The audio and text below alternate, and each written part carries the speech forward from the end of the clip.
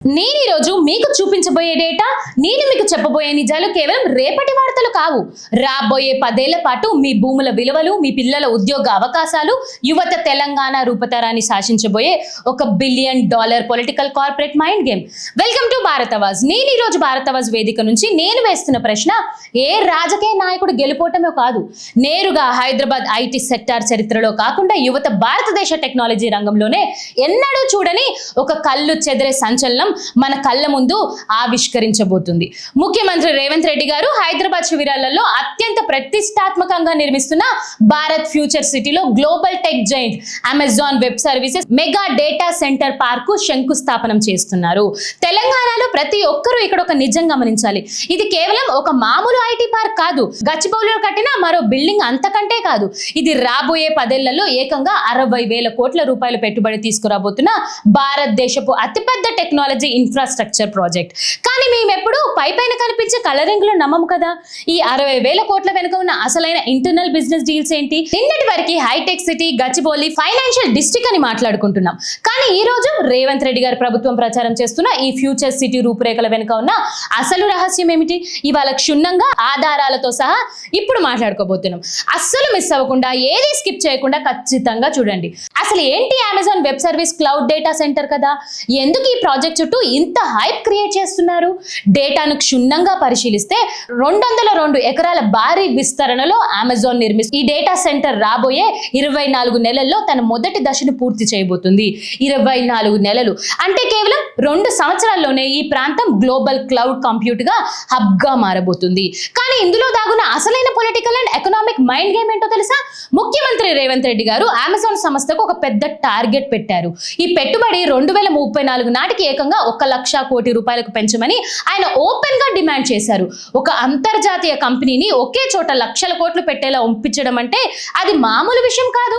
కానీ మేము అడుగుతున్నాము, ఈ లక్షల కోట్ల టార్గెట్ వెనుక ఉన్నది కేవలం తెలంగాణ ఆర్థిక అభివృద్ధేనా, లేక రాబోయే ఎన్నికల నాటికి చూపించుకోవడానికి ఒక మైండ్ బ్లోయింగ్ పొలిటికల్ మైలేజ్ అస్త్రాన్ని రేవంత్ రెడ్డి గారు సిద్ధం చేసుకుంటున్నారా? మన గత 25 ఏళ్లుగా ఒక మంత్రాన్ని వింటున్నాం. హైటెక్ City, Madhapur, Gachibowli, financial district, west Hyderabad అంటేనే ఐటీ సెక్టర్ కి కేర్ ఆఫ్ అడ్రస్ ఫిక్స్ అయిపోయాం. కానీ ఈ రోజు రేవంత్ రెడ్డి గారి ప్రభుత్వం ప్రచారం చేస్తున్న ఈ ఫ్యూచర్ సిటీ రూపురేఖలు ఎలా ఉండబోతున్నాయి? పాతకాలపు ఐటీ డెవలప్మెంట్లకు ప్రధాన వ్యత్యాసం మనం అర్థం చేసుకోవాలి. ఫ్యూచర్ సిటీ అంటే కేవలం సాఫ్ట్వేర్ ఇంజనీర్లు కూర్చొని కోడింగ్ రాసే ఆఫీస్ బిల్డింగ్లు మాత్రమే కాదు. ఇది ఆర్టిఫిషియల్ ఇంటెలిజెన్సీకి, AI, machine learning, global data management కు సంబంధించిన అత్యంత ఆధునిక సెక్టార్ గా మారబోతుంది. ఈ ఒక్క ప్రాజెక్ట్ ఇప్పుడు తెలంగాణలోనే రియల్ ఎస్టేట్ మరియు కార్పొరేట్ రంగాన్ని కదిలించేస్తుంది కూడా. కానీ ఒక్కసారి ఆలోచించండి, ఒకవైపు 60,000 కోట్ల పెట్టుబడితో అమెజాన్ అడుగు పెడుతుంటే దాని చుట్టూ ఉండే భూముల విలువ ఏ రేంజ్ లో మారుతున్నాయో. రంగారెడ్డి, మహబూబ్ నగర్ సరిహద్దుల వరకు ఈ డెవలప్మెంట్ విస్తరిస్తుంటే ఇది నిజంగా తెలంగాణ తలరాతను మారుస్తుందా, లేక కేవలం కొన్ని కార్పొరేట్ కంపెనీలకి, కొంతమంది పెద్ద రియల్ ఎస్టేట్ బిల్డర్లకు మాత్రమే లాభం చేకూర్చే ఒక పొలిటికల్ ప్రచారమా? సామాన్యుడికి లక్షల కోట్ల పెట్టుబడి వల్ల వచ్చే ప్రత్యేక లాభం ఏమిటి? ఈ మెగా ఇన్వెస్ట్మెంట్ వెనుక ఉన్న ఇంటర్నల్ బిజినెస్ డీల్స్ ఏంటో ఇప్పుడు బట్టబయలు చేయబోతున్నాం. ఒక గ్లోబల్ జైంట్ 202 ఎకరాలలో ల్యాండ్ అక్వైజేషన్ చేసుకునే ప్రాజెక్ట్ స్టార్ట్ చేస్తుందంటే దాని వెనుక ఇన్ఫ్రాస్ట్రక్చర్ సపోర్ట్ ఏ స్థాయిలో ఉండాలి? గ్రిడ్ పవర్ అంటారు, వాటర్ సప్లై, కాంక్రీట్ రోడ్లు, వీటన్నిటి కోసం ప్రభుత్వం ప్రజల సొమ్ము ఏ విధంగా ఖర్చు చేస్తుంది? కార్పొరేట్ కంపెనీలు వచ్చేటప్పుడు 1,000 కోట్ల ట్యాక్స్ మినహాయింపులు పొందుతాయి. కానీ అక్కడ భూములు కోల్పోయే రైతుల పరిస్థితి ఏంటి? ఆ ప్రాంతాల్లో నివసించిన లోకల్ యువతకి ఈ 60 కోట్ల ప్రాజెక్ట్ ఏ రకమైన ఉద్యోగాలు రాబోతున్నాయి? వాళ్ళకు డేటా సెంటర్ ఆపరేషన్స్ లో హై ఎండ్ ఉద్యోగాలు ఇస్తారా, లేక కేవలం సెక్యూరిటీ గార్డ్లుగా, మెయింటెనెన్స్ స్టాఫ్ గా మాత్రమే మిగిలి చేస్తారా? ఈ ప్రశ్నలన్నీ ఏ న్యూస్ ఛానల్ అడగదు, ఎందుకంటే వాళ్ళకి కేవలం ప్రెస్ నోట్లు చదవడం మాత్రమే తెలుసు. కానీ భారత్ అవాజ్ ప్రజా పక్షాన నిలబడి అడుగుతుంది, ఈ Bharat future city real estate భూమిలో సామాన్యుడి వాటా ఎంత? 60,000 కోట్ల అమెజాన్ ఇన్వెస్ట్మెంట్ అనేది ఒక మైండ్ బ్లోయింగ్ నిజం. రేవంత్ రెడ్డి గారు వేసిన ఈ పొలిటికల్ అండ్ ఎకనామిక్ స్కెచ్ మొదటి అడుగు మాత్రమే. కానీ కదా ఇక్కడితో ముగియలేదు. ఇది కేవలం ఒకే ఒక్క పార్ట్ మాత్రమే. దీని వెనక అసలు కదా ఇప్పుడే మొదలవుతుంది. ఈ భారత్ ఫ్యూచర్ సిటీ వెనుక ఉన్న అసలు రెండో కోణం ఏంటో, అసలు ఫ్యూచర్ సిటీ ప్రాజెక్ట్ వల్ల పాత hitech city real estate market కుప్పకూలబోతుందా? ఈ 202 ఎకరాల అమెజాన్ ల్యాండ్ చుట్టుపక్కల ఏ పొలిటికల్ లీడర్లు ముందే వందలాది ఎకరాల భూములను కొనేసి ఇన్సైడర్ ట్రేడింగ్ పాల్పడ్డారు? ఈ సంచలన దిమ్మ తిరిగే నిజాలు ఏంటి అనేది ఇప్పుడు మాట్లాడుకోబోతున్నాం. పాలకుల మైండ్ లో నడుస్తున్న ఈ ప్యూర్ రేర్ త్రిమూర్తి జోనింగ్ మోడల్ వెనుక ఉన్న అసలు రహస్యాలు ఏంటి అనేది ఇప్పుడు లోతుగా విశ్లేషించబోతున్నాం. ప్రభుత్వం తెలంగాణ రైజింగ్ 2047 అనే ఒక భారీ విజన్ పేరిట మొత్తం రాష్ట్రాన్ని, ముఖ్యంగా మన హైదరాబాద్ మరియు దాని పరిసరాల ప్రాంతాలని 3 నిర్దిష్ట ఆర్థిక మండలాలుగా, అంటే 3 జోన్లుగా విభజించింది. పైకి చూస్తే ఇదేదో లండన్, న్యూయార్క్ లాంటి గ్లోబల్ సిటీ తరహా ప్లానింగ్ గా కనిపిస్తుంది. కానీ 3 జోన్ విభాగం వెనుక క్షేత్ర స్థాయిలో నడుస్తున్న అసలైన రియల్ ఎస్టేట్ మాఫియా కథ ఏంటి? రూలింగ్ క్లాస్ అడుగుతున్న ఇంటర్నల్ గేమ్ ఏమిటి? ఈ త్రిమూర్తి జోనింగ్ రహస్యాలు గుట్టు విప్పబోతున్నాం ఇప్పుడు. ఏది స్కిప్ చేయకుండా క్లియర్ గా చూడండి. అసలు ఏంటి 3 జోన్లు? వీటిని ప్రభుత్వం ఎలా డిజైన్ చేసింది? ఒక్కసారి క్లియర్ గా అర్థం చేసుకోండి. మొదటి జోన్ క్యూర్, అంటే కోర్ అర్బన్ రీజియన్ ఎకనామీ. ఇది ప్రస్తుతం మన కళ్ళ ముందున్న ORR ఔటర్ రింగ్ రోడ్ లోపల ఉండే కోర్ సిటీ ప్రాంతం. ప్రభుత్వం ప్లాన్ ప్రకారం ఇకపై ORR లోపల ఎలాంటి మ్యానుఫ్యాక్చరింగ్ పాయింట్లు గానీ, ఫ్యాక్టరీలు గానీ ఉండవు. ఇది కేవలం హై వాల్యూ సర్వీసులకి, ఐటీ, ఆర్టిఫిషియల్ ఇంటెలిజెన్స్ కి, ఇన్నోవేషన్ కి మరియు గ్లోబల్ క్యాపబిలిటీ సెంటర్లకు మాత్రమే అడ్డాగా మారబోతుంది. రెండవది ప్యూర్, అంటే పెరి అర్బన్ రీజియన్ ఎకనామీ. ఇది ఎక్కడుందో తెలుసా? ప్రస్తుతం ఉన్న ORR మరియు రాబోయే రీజనల్ రింగ్ రోడ్ RRR కు మధ్య ఉండే భారీ belt. Amazon mega data centre నిర్మిస్తున్న భారత్ ఫ్యూచర్ సిటీ మరియు చందన్పల్లి లాంటి హై ప్రొఫైల్ ప్రాంతాలను ఖచ్చితంగా ఈ ప్యూర్ జోన్ కిందికి వస్తాయి అని చెప్పి వాళ్ళు మెన్షన్ చేశారు. ఇక్కడ పొల్యూషన్ లేని భారీ మ్యానుఫ్యాక్చరింగ్, సోలార్ ఎనర్జీ పాయింట్లు మరియు లాజిస్టిక్స్ హబ్బులు ఏర్పాటు చేస్తున్నారు. ఇక మూడో జోన్ రేర్, అంటే రూరల్ అండ్ రీజనల్ ఎకనామీ. ఈ రీజనల్ రింగ్ రోడ్ దాటి రాష్ట్ర సరిహద్దుల్లో ఉండే కంప్లీట్ గ్రామీణ ప్రాంతాలు. ఇక్కడ ఆగ్రో ప్రాసెసింగ్, ఆర్గానిక్ ఫార్మింగ్ ద్వారా గ్రామీణ ఆదాయాన్ని పెంచడం అనేది మా ఫోకస్ అని చెప్పి ప్రభుత్వం చెబుతుంది. ప్రభుత్వం ఏమో ఈ 3 జోన్ స్ట్రాటజీ వల్ల రాష్ట్ర వ్యాప్తంగా సమతుల్య ఆర్థిక వృద్ధి జరుగుతుందని, అందరికీ సమానంగా లాభాలు వస్తాయని కలరింగిస్తుంది. కానీ మేము అడుగుతున్నాము, దీని వెనుక ఉన్న అసలైన గ్రౌండ్ రియాలిటీ ఏంటి? అసలు ట్విస్ట్ ఎక్కడుందంటే, ఈ జోనింగ్ రూల్స్ మరియు ఫ్యూచర్ సిటీ ప్రకటనలు ఎప్పుడైతే బయటికి వచ్చాయో అప్పటికప్పుడే ORR చుట్టుపక్కల ఉన్న, ముఖ్యంగా ఈ ప్యూర్ జోన్ పరిధిలోకి వచ్చే భూముల ధరలు ఒక్కసారిగా రాకెట్ వేగంతో ఆకాశానికి తాకిపోయాయి. ఇక్కడ విపక్షాలు BRS, BJP అత్యంత తీవ్రమైన ప్రశ్నలను లేవనెత్తుతున్నాయి. ఈ ప్యూర్ రీజనల్ ఫ్యూచర్ సిటీ ప్రకటన రాకముందే ఏ పెద్ద రియల్ ఎస్టేట్ కార్పొరేట్ కంపెనీలు వందల ఎకరాల భూములను కొనుగోలు చేశాయి. ఆయా కార్పొరేట్ కంపెనీల వేల కోట్ల లాభం చేకూర్చడానికే ప్రభుత్వం ఈ భారత్ ఫ్యూచర్ సిటీ బ్రాండ్ ను అంతర్జాతీయ స్థాయిలో వాడుకుంటుందా అని చెప్పి వాళ్ళు ప్రశ్నిస్తున్నారు. ఇది ఇన్సైడ్ ట్రేడింగ్ కాదా అని విపక్షాలను నేరుగా నిలదీస్తున్నాయి. ఒక్కసారి సామాన్యుడి కోణం నుంచి ఆలోచించండి. ఒక ప్రభుత్వ ఉద్యోగి, ఒక సాఫ్ట్వేర్ ఇంజనీర్ లేదా ఒక ప్రైవేట్ కంపెనీలో పనిచేసే మధ్య తరగతి పౌరుడు రేపొద్దున హైదరాబాద్ పరిసరాలలో ఒక చిన్న ఇల్లు కట్టుకుందామన్నా, లేక ఒక 100 గజాల ఫ్లాట్ కొనుక్కుందాం అనుకుంటే ఈ రోజు గజం ధర లక్షల్లో పలుకుతుంది. సామాన్యుడికి జీతాలు పెరగడం లేదు. ఈ పొలిటికల్ కార్పొరేట్ జోనింగ్ గేమ్ల వల్ల భూముల ధరలు మాత్రం సామాన్యుడికి అందనంత ఎత్తుకు వెళ్ళిపోతున్నాయి. ఈ డెవలప్మెంట్ మోడల్ సామాన్యుడికి సొంతింటి కలను పూర్తిగా దూరం చేస్తుందో లేదా అనే ఆవేదన, చేస్తుందా లేదా అనే వివాదం ఇప్పుడు తెలంగాణ రియల్ ఎస్టేట్ సర్కిల్లో హాట్ టాపిక్ గా మారింది. ప్రభుత్వాలు మారుతున్నప్పుడల్లా కొత్త పేర్లతో వస్తాయి. నిన్నటి వరకు ల్యాండ్ పూలింగ్ అన్నారు, ఈ రోజు ప్యూర్ రేర్ జోనింగ్ అంటున్నారు. కానీ ప్రతి సిస్టమ్ లోనూ నలిగిపోతుంది, నష్టపోతుంది మాత్రం సామాన్య మధ్య తరగతి పౌరుడే. కార్పొరేట్ కంపెనీలకి అమెజాన్ లాంటి జైన్స్ పక్కన భూములు కేటాయించడానికి వందల ఎకరాలు దొరుకుతాయి. కానీ ఒక పేదవాడు ఇల్లు కట్టుకోవడానికి స్థలం అడిగితే అక్కడ జోనింగ్ రూల్స్ అడ్డొస్తాయి. గ్రీన్ జోన్ అంటారు, మ్యానుఫ్యాక్చరింగ్ జోన్ అంటారు, టెక్నికల్ లూప్ హోల్స్ చూపిస్తారు. ఈ క్యాపిటలిస్ట్ మోడల్ అభివృద్ధి కేవలం కొంతమంది బిల్డర్ జేబులు నింపడానికైనా తెలంగాణ రైతుల నుంచి తక్కువ ధరకు భూములు లాక్కొని వాటిని కార్పొరేట్ సంస్థలకు కట్టబెట్టి మధ్యలో ఉన్న భూముల ధరలు పెంచేసి సామాన్యుడు అదే ఇళ్లలో మగ్గిపోయేలా చేసే ఈ జోనింగ్ వెనుక ఉన్న అసలు సూత్రధారుల్ని మేము అస్సలు వదిలిపెట్టము. ప్యూర్ రేర్ అనే 3 జోన్ మోడల్ వినడానికి చాలా ఫ్యాన్సీగా ఉండవచ్చు, కానీ ఇది సామాన్యుడి పాలిట శాపంగా మారబోతుందనే నగ్న సత్యం అందరికీ తెలిసి తెలిసిందే. ఈ రియల్ ఎస్టేట్ దోపిడీపై, ఈ జోనింగ్ ఆక్రమాలపై ప్రభుత్వం దగ్గర సమాధానం ఉందా? సమాధానం ఉంటే ఖచ్చితంగా మాట్లాడండి. కానీ ఈ భారత్ ఫ్యూచర్ సిటీ మహాయుద్ధంలో దాగి ఉన్న 4వ అత్యంత సంచలనాత్మకమైన కోణం ఇప్పుడు మనం చూడబోతున్నాం. అసలు ఈ 60 కోట్ల అమెజాన్ ప్రాజెక్ట్ కోసం ఏ గ్రామాల రైతులు నోళ్లు కొట్టారు, ఫార్మాసిటీ భూములు ఇటువైపు ఎలా డైవర్ట్ చేశారు, ఈ భూసేకరణ వెనుక జరిగిన భారీ పొలిటికల్ లాబింగ్ ఏంటి, ఈ సంచలన ఎక్స్క్లూజివ్ ఏంటి అనేది ఇప్పుడు చూడబోతున్నాం. కళ్ళు చెదిరే సంఖ్యలు, ఆకాశానికి తాకే గ్రాఫులు, ఢిల్లీ పీఠానికి విసిరే సవాలు, వినడానికి ఈ లెక్కలు చాలా అద్భుతంగా ఉంటాయి. కానీ ఆ కళ్ళు చెదిరే సంఖ్యల వెనుక ఉన్న అసలైన పొలిటికల్ టార్గెట్ ఏంటి? ఈ రోజు రేవంత్ రెడ్డి గారు చెప్తున్న లెక్కలు వేస్తున్న అంచనాలు వింటే ఎవరికైనా మైండ్ బ్లాక్ అవ్వాల్సిందే. ప్రభుత్వం అధికారికంగా విడుదల చేసిన తెలంగాణ రైజింగ్ 2047 బ్లూ ప్రింట్ ప్రకారం 2034 నాటికి మన తెలంగాణలో $1 ట్రిలియన్ ఆర్థిక వ్యవస్థగా మరియు 2047 నాటికి ఏకంగా $3 ట్రిలియన్ మెగా ఎకనామీగా మార్చడమే లక్ష్యమని పాలకులు ప్రకటిస్తున్నారు. ఇంతటితో ఆగలేదు. భారతదేశంలో 2047 నాటికి $5 ట్రిలియన్ ఆర్థిక వ్యవస్థగా మారాలనే జాతీయ లక్ష్యంలో తెలంగాణ వాటాను ప్రస్తుతం ఉన్న 5% నుండి ఏకంగా 10% పెంచుతామని రేవంత్ రెడ్డి గారు నేరుగా ఢిల్లీ పెద్దలకు ఒక భారీ సవాలు విసిరారు. గణాంకాల పరంగా చూస్తే ఇది చాలా గర్వకారణంగా అనిపించవచ్చు. కానీ మా వేదికపై నుంచి మేము అడుగుతున్నాము, ఈ ట్రిలియన్ డ్రామాల భ్రమల వెనుక దాగి ఉన్న క్షేత్రస్థాయి నిరుద్యోగ నిప్పు కణికలు మీకు కనిపిస్తున్నాయా? ఈ కార్పొరేట్ అంకెల వెనుక నలిగిపోతున్న లోకల్ యువత ఆక్రోశం పాలకులకి వినబడుతుందా?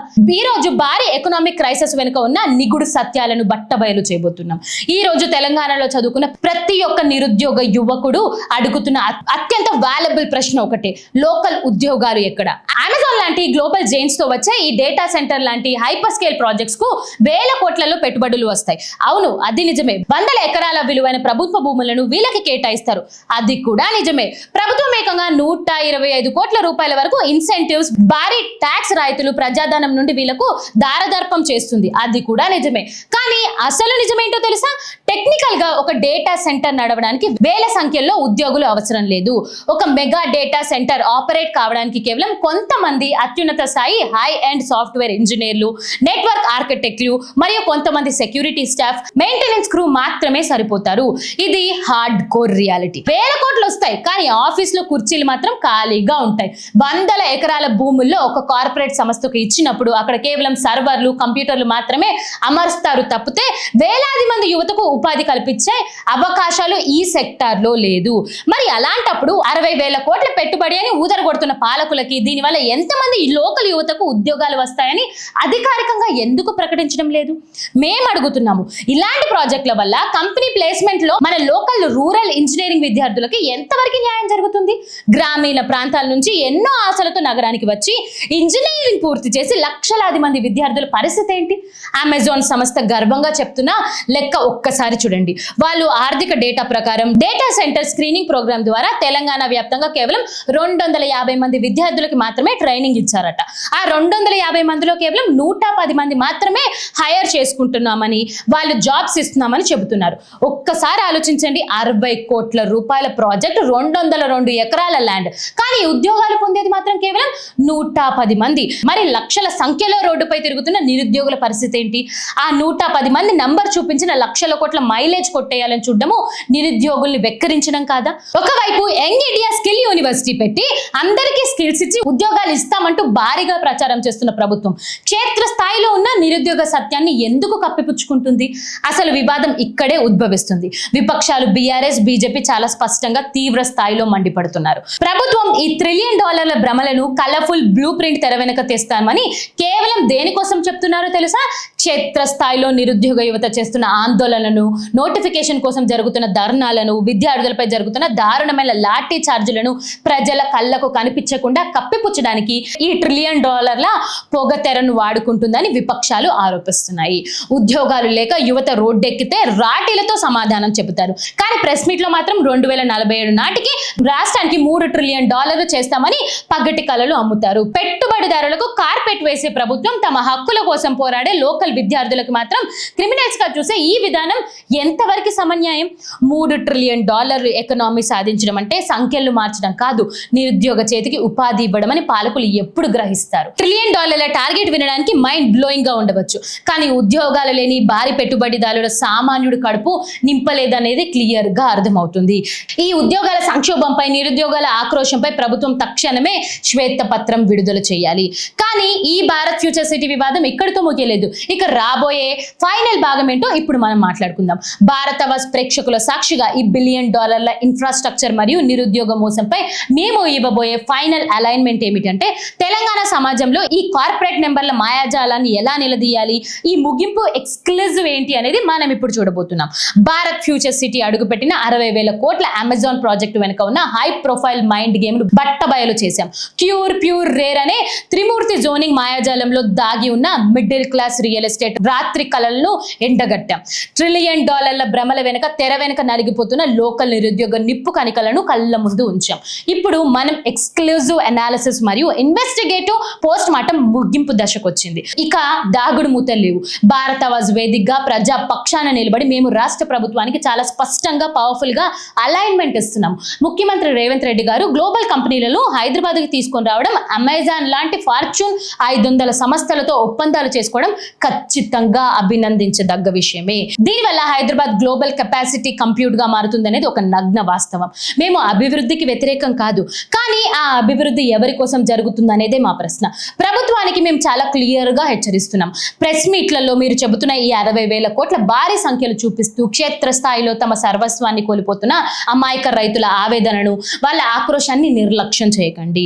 ఈ భారత్ ఫ్యూచర్ సిటీ కోసం మరియు రాబోయే RRR రీజనల్ రింగ్ రోడ్ కోసం రాత్రికి రాత్రే చట్టాలను బైపాస్ చేస్తూ రైతుల నుంచి సేకరించిన భూములకు సరైన న్యాయమైన నష్టపరిహారాన్ని మార్కెట్ వాల్యూ ప్రకారం వెంటనే చెల్లించండి. ఒక పక్క కార్పొరేట్ కంపెనీలకు 1,000 కోట్ల రాయితీలు ఇస్తూ, మరో పక్క గడ్డను నమ్ముకున్న రైతులకు మాత్రం పైసలు ఇవ్వడానికి బడ్జెట్ లేదనడం ఏ రకమైన సామాజిక న్యాయం?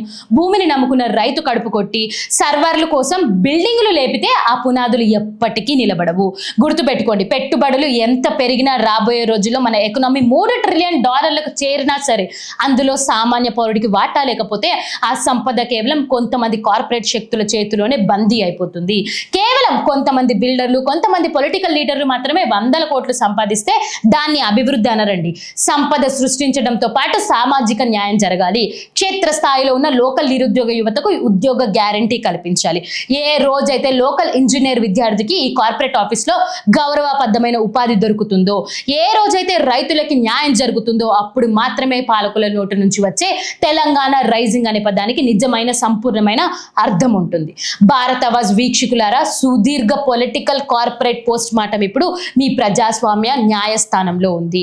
ముఖ్యమంత్రి రేవంత్ రెడ్డి గారు తెచ్చిన ప్యూర్ రేర్ డెవలప్మెంట్ మోడల్ మరియు ఈ భారత్ ఫ్యూచర్ సిటీ ప్రాజెక్ట్ వల్ల సామాన్యుడికి, లోకల్ నిరుద్యోగికి నిజంగా న్యాయం జరుగుతుందని మీరు నమ్ముతున్నారా?